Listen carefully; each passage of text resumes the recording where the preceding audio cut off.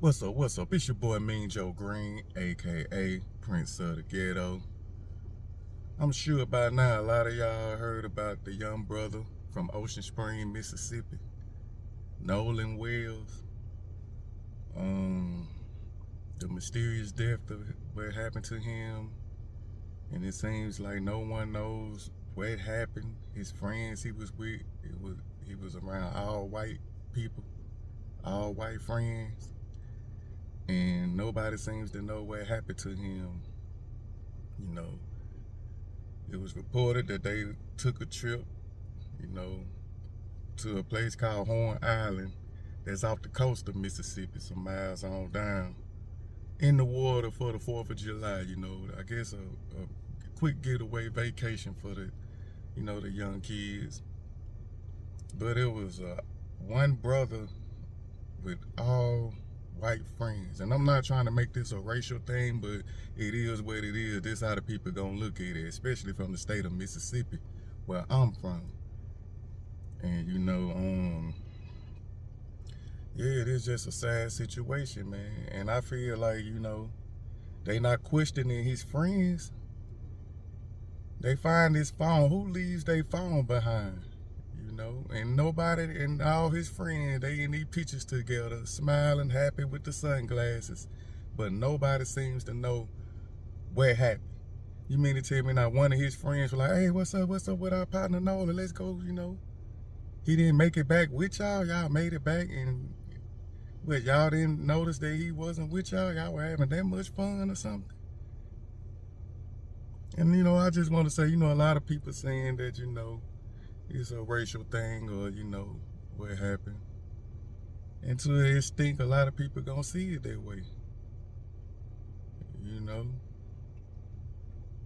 And it's just sad, man. It's mysteriously, it's sad. It always seemed to happen. I'm gonna tell you something, man. I'm from Mississippi. When you be around nobody but only white people, man, and it's just, I'm not sure this because of the slave days or whatever, but it's a feeling gonna come across you, man. Because you can feel like, I'm speaking for me, because I have been around, but I had a couple of, black friends with me, but I'm just saying, it's like, it's this feeling because it's like you can feel they holding back something.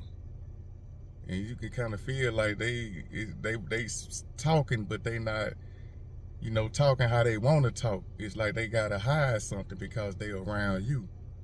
And to me, that's an uneasy feeling, something that I can't really trust. But let me tell y'all something. When you're around, only times that you can really be only around just white people. The only time you can be around white people when it's just you, one black person, and everybody else white, is if you working for them. If you working, you know what I'm saying, helping them work, you good with it.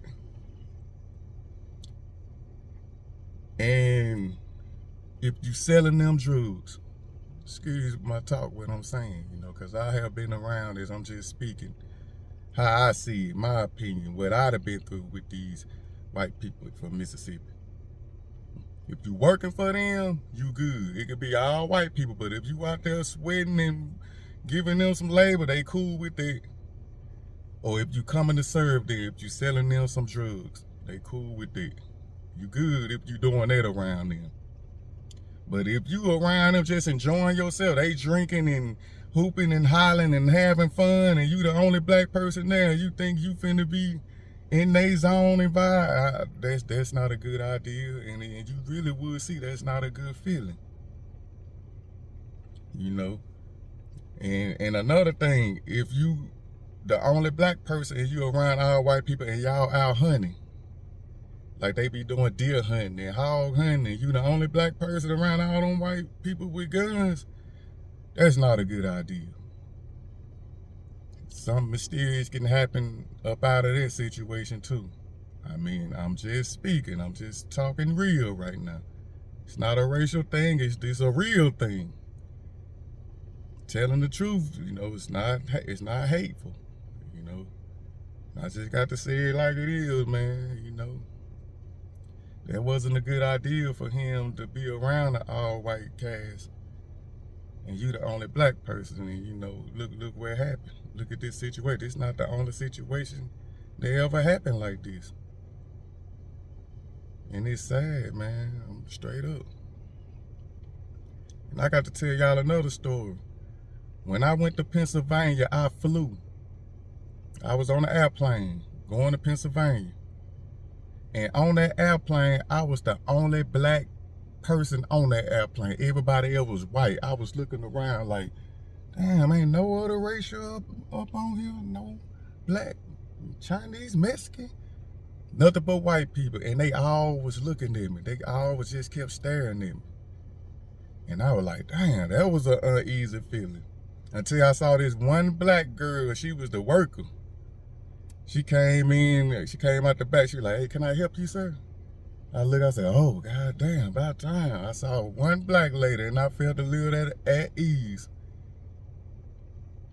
See, when you be around a lot of white people, you need a couple black people with you.